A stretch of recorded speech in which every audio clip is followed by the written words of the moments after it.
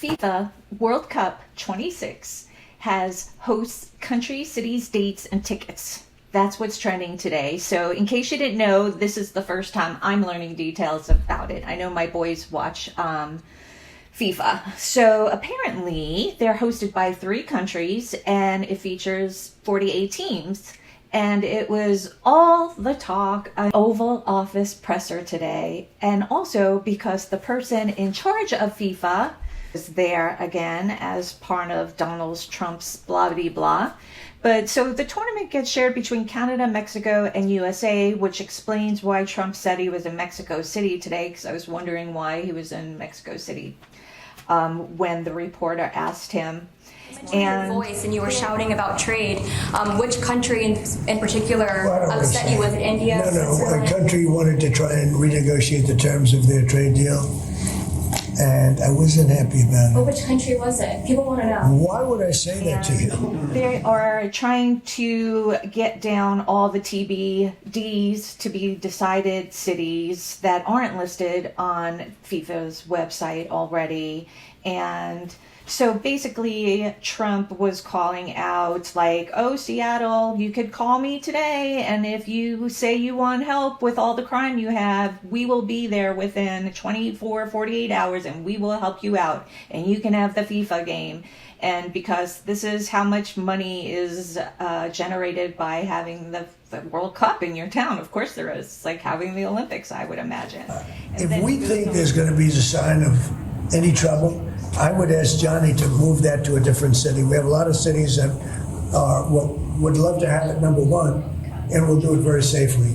So if we think there's a problem in Seattle where you have a very, very liberal/communist mayor, I would say, it's certainly beyond just liberal. I watched her over the weekend. Wow, that's another beauty we got there. But if we think there's going to be a problem, Johnny, can I say we will move? I don't think you're going to have this problem, but we're going to move the event to some place where it's going to be appreciated and safe. Yeah, well, I think safety and security is the number one priority for a successful World Cup. If they want us to go in, I'd like them to tell us right now. But if we go in, there will be no problem. There will be no crime. What's the message then to local businesses who are considering sponsoring this? Tell your governor to ask for federal help. We'd love to help them. And then he goes on to say the same thing about California, but he seemed to linger on California more because he's like, California, you could call me too anytime, because he called the governor bad, not by name, but he called him bad. And he said, but you could call me and I'll still come in and help all the crime in your city. I could just see him. He wants to get in the back door just like he always wants to do and get his little corrupt failing fingers on everything. He's just okay. I'm gonna go. The governors are going to have to behave. The mayors are going to have to behave. In the case of California, you have a problem. You have high crime. Then you have a place that just suffered great fires and everything else, and they didn't do a very good job. And if we didn't go in from the crime standpoint, you would have had a disaster. It was not going to be handled properly. It wasn't able to be. The head of the police said without the federal government, they could not have done it. So here's the story. I love Los Angeles. If they want help during this, I would love to send in National Guard or whoever's necessary to help them. I want it to be great. I'd love it to be in Los Angeles. I love the place. It's a natural for Los Angeles. If we think there's going to be crime, if we are obstructed by the governor, and maybe he won't obstruct, maybe it'll be great. But I'd love for him to call and say, we'd like to have some extra help. Because if there's even a hint of a problem, we want to get in there before the problem occurs. We want to make it totally safe for Johnny and FIFA and all of the great people that are going to be there. And I think that's going to happen. I would be honored to help California if they're going to have a problem. And if they think they're going to have a problem, they should say so. We can be in there in 24 hours notice and do a great job. I'm going to go on. And then he's spitting out like spews of statistics, like he knows anything about the numbers and the revenue generated or anything like that. So he's like saying 12%, and then he's like, right, Christy? And then you hear her go, it is, sir. It is. Absolutely. I can't even do her, but it's just, oh, I cannot listen to her. So that's what was going on, the update in the Oval Office presser today. Also, Trump signed an executive order, which is hysterical. He's making it a big deal so him and the world could see his signature again. He's actually removing his own tariffs that he put on certain items in certain countries. I guess we spoke up enough, and he may actually do something about it, because I don't think signing a piece of paper for him actually puts something in place from what I understand.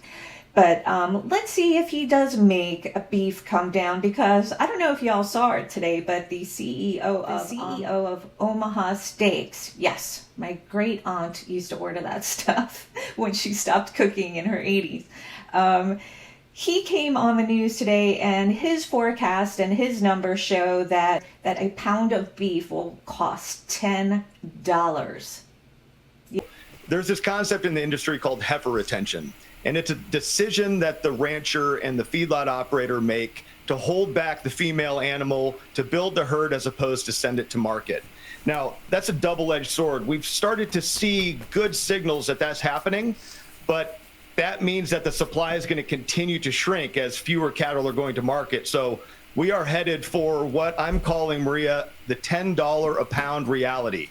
By third quarter of 26, families are going to see $10 a pound ground beef in the grocery store. So we're in for a bit of a haul here. I don't believe we'll see price come down in any meaningful way until sometime in 2027. Yes, $10, folks, for a pound of beef. The CEO coming out and saying that helped move in that direction, because we're all about that. We're not about capitulating like the FIFA guy does. Because you suggested you've made a decision about what you want to do next to Venezuela. I understand you don't want to tip your hand, but is there anything you're ready to rule out at this point? Are you ruling out U.S. troops on the ground? No, I don't rule out that. I don't rule out anything. We just have to take care of Venezuela. They dumped hundreds of thousands of people into our country from prisons. Nobody knows better than this young lady right here. She's done an incredible job with Tom Homan and all of your people. It's amazing. You know, we have a tight border right now. Nobody comes in. But we have millions of people pouring through. A year ago, we had millions of people pouring through our border. And many of them came from Venezuela, including Tren de Aragua, the gang. And I guess what I'm hearing, Christy, is that's as bad a gang as there is anywhere in the world. This will be a once-in-a-lifetime opportunity to showcase the greatness of American world-class athletic competition as we celebrate our nation's 250th year. The World Cup will also be an incredibly significant economic opportunity for countless American workers and businesses. It's expected to drive more than $30 billion, Johnny. I don't know about that. That sounds like a lot of money. Yeah, it's true. Are you sure? 100%. How much does the country get out of that? 30 billion. 20%. Do we get like a percentage of the gross or anything? don't forget to subscribe to this channel, because it helps with the algorithms, and I would really appreciate it if you gave us a thumbs up. Both of them are free.